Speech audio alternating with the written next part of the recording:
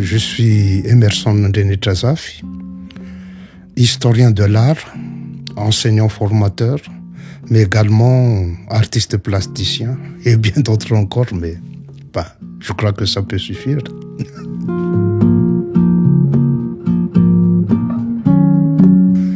Les différents motifs qu'on peut trouver sur les lampes, ça dépend des périodes, au fait.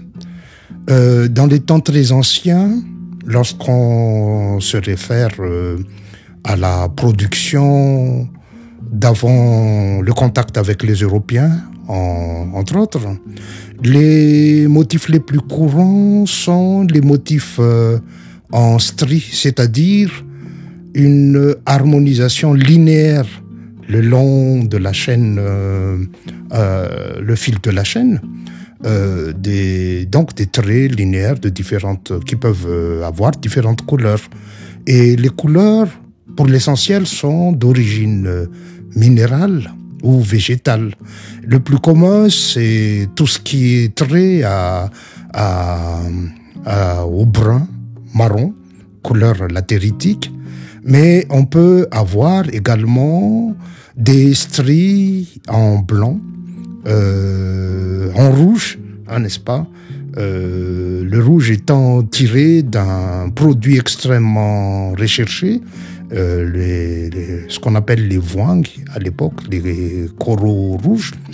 Et donc, les lampes qui sont ornées de tels motifs coûtent extrêmement cher à l'époque. Voilà pourquoi on les destinait essentiellement aux souverains, et attribués comme signe distinctif de la royauté dans le temps passé.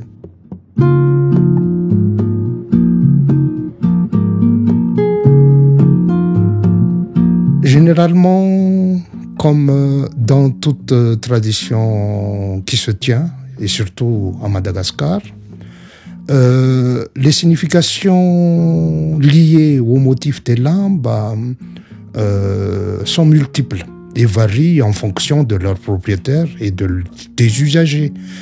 Il faut se rappeler en fait que dans la culture malagasy, on n'aime pas et on abhorre même ce qui est insignifiant.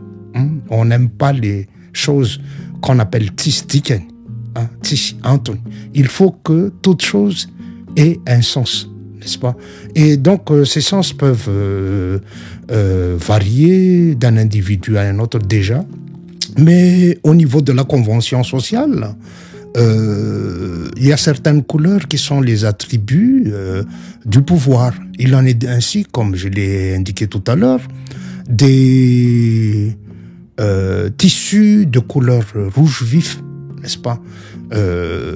Cette couleur vient d'un corail qu'on appelle vouang, qui se négocie au prix fort et dont l'usage est destiné essentiellement à ceux qui ont le pouvoir, et donc le pouvoir économique et le pouvoir politique de le faire. Dans le temps, il est à signaler que seuls les souverains peuvent se vêtir de dzak, de rouge. Les particuliers peuvent s'en vêtir, mais à l'intérieur de leur maison, tout simplement. Ils n'ont pas le droit de franchir leur porte en portant du rouge.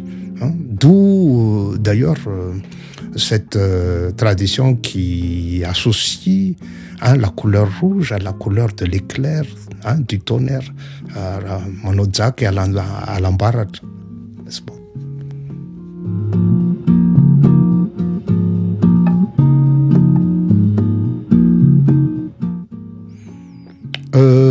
Au fait, les lampes à motifs, déjà, coûtent plus cher que les lampes sans motif. Et les communs de mortels, qui portent des cotonnades, se vêtent essentiellement en blanc. Donc, voilà pourquoi, jusqu'à maintenant, il y a des expressions qui disent, lorsqu'il y a une foule, que la place est devenue blanche, Mangourputsi, tellement il y a de lampes blancs, n'est-ce pas?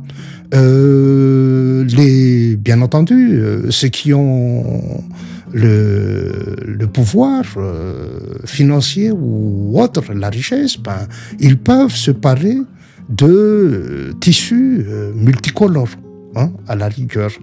Mais parmi les motifs qu'on peut retrouver également, et ça ajoute de la valeur au tissu, il peut y avoir des motifs en comment on appelle ça, des perles d'étain, qui sont cousus sous forme de zébus, sous forme de motifs géométriques, par-dessus le tissu strié, en ligne. Et donc, on les appelle donc l'ambapirak. On en produit encore dans le sud, je crois.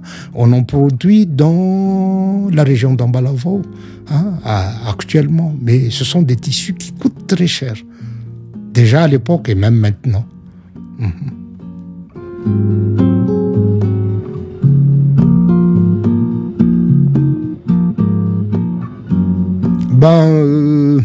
Déjà, en termes de signification, vous connaissez certainement une période de l'histoire de Madagascar où on a qualifié les premières formes de résistance à la colonisation de mouvement Menalambe.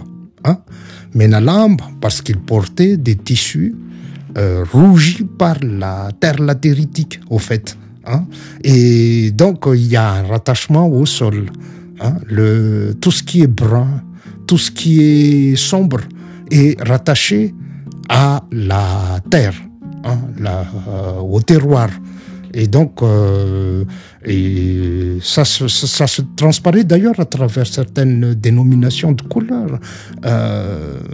Lorsqu'on parle de Maïntmoulali,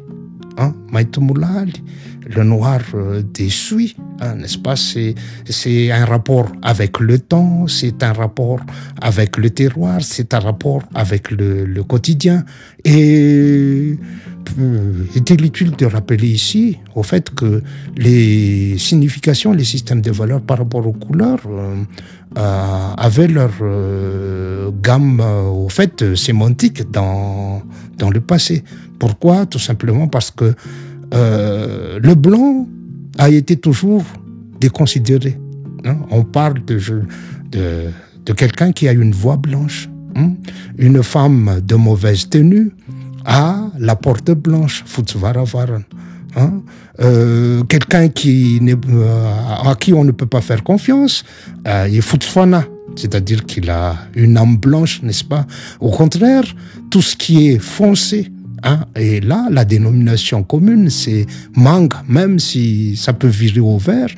Tout ce qui est un peu foncé, sombre, est appelé mangue. Et la couleur idéale, c'est le sombre cuivré qu'on appelle mande, d'ailleurs.